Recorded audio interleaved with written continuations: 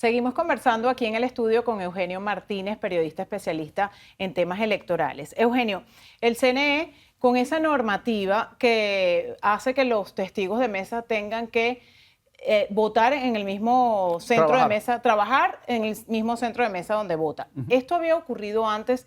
Enrique Márquez, que fue vicepresidente del CNE, dice que sí, que esto había pasado antes, pero hay otros, Del Pino, por ejemplo. No, a ver, ya va.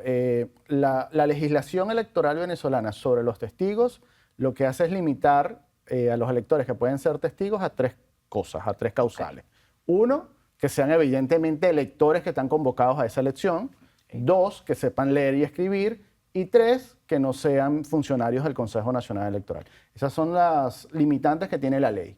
Ahora bien, desde el año 2020 el Consejo Nacional Electoral viene restringiendo el tema de los testigos. ¿Qué pasó? En el año 2020 el CNE le dijo a la oposición, bueno, yo antes te había permitido que si, para poner el ejemplo de la gente que está en Caracas, si tú tienes un elector que es en Baruta, se había permitido que ese elector en Baruta fuese testigo en un centro en El Hatillo, o en Chacao, o en Sucre.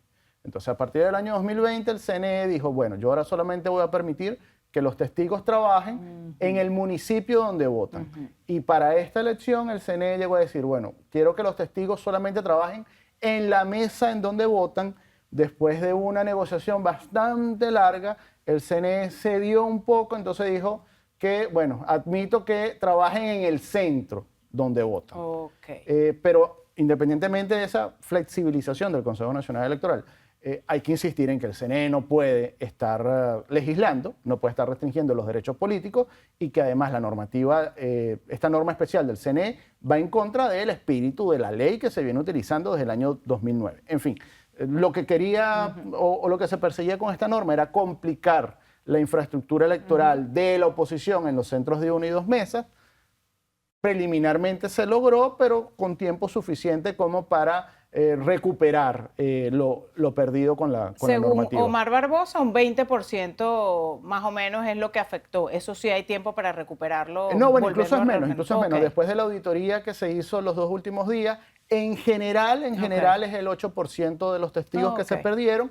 En los centros de una mesa se perdieron el 16% de los testigos, pero hay tiempo todavía suficiente para buscar a esas personas, tratar de acreditarlas, que el CNE las acredite y que puedan trabajar. La importancia del testigo está en que puede acceder al acta de escrutinio de la votación al 28 de julio, porque se necesita el acta para comparar el acta contra lo que anuncia el Consejo Nacional Electoral en cada mesa. Si no hay testigos, no hay actas, es muy difícil después validar lo que anuncia el Consejo Nacional Electoral. Hay un rumor muy fuerte que lo que le quedaría o el mejor escenario ahorita del gobierno sería posponer las elecciones para diciembre y convocarlas en unas elecciones generales para dispersar los esfuerzos en alcaldías, en gobernaciones. ¿Esto es posible? Bueno, en Venezuela todo es posible, pero efectivamente hay un rumor que sugiere que si la votación le va bien al gobierno el 28 de julio, puede adelantar la elección de gobernadores para el mes de diciembre.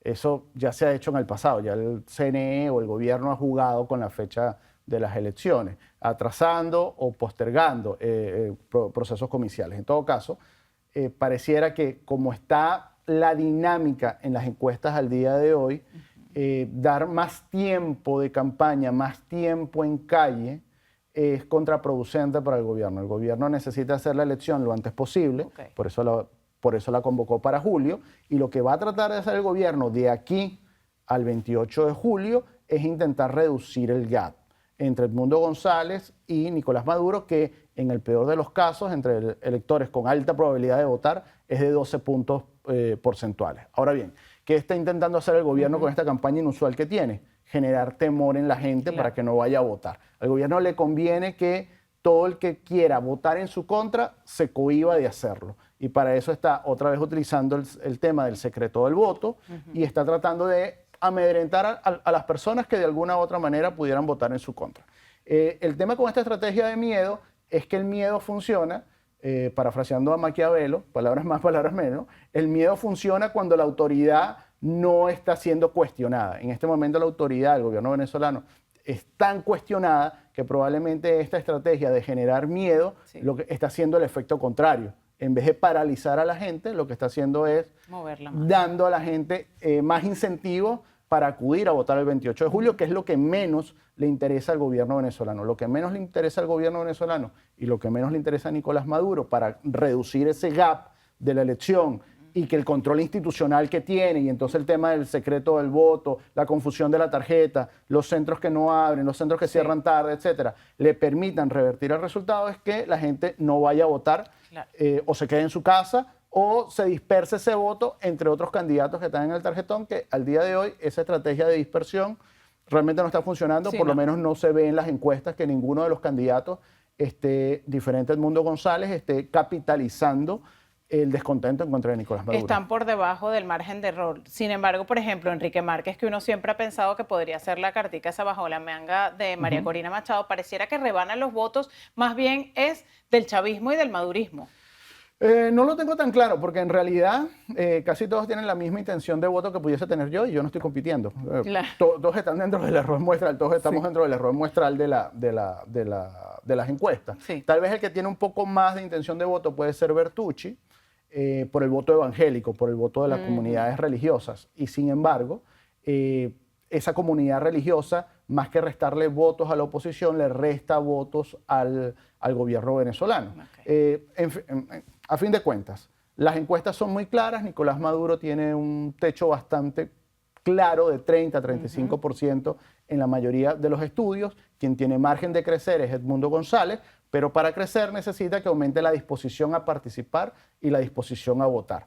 Lo que vamos a ver estas 4 semanas es una campaña para que esa disposición a votar caiga rotundamente, y seguramente vamos a ver más actuaciones en contra de los electores o más acciones que puedan desestimular a los electores. O más normativas de trabas en el CNE. Probablemente el Consejo Nacional Electoral no se ha caracterizado, sobre todo desde el 2018 en adelante, en facilitar el ejercicio del sufragio, sino todo lo contrario. Por ejemplo, el domingo 30 de junio tenemos un simulacro que es necesario para que la gente sepa cómo votar, y ese 30% de electores que quieren votar por Edmundo González no estén confundidos creyendo que pueden votar por Edmundo González en la tarjeta de Acción Democrática, Voluntad Popular o Primero Justicia. Y al día de hoy el Consejo Nacional Electoral no ha hecho el primer llamado a participar en el simulacro.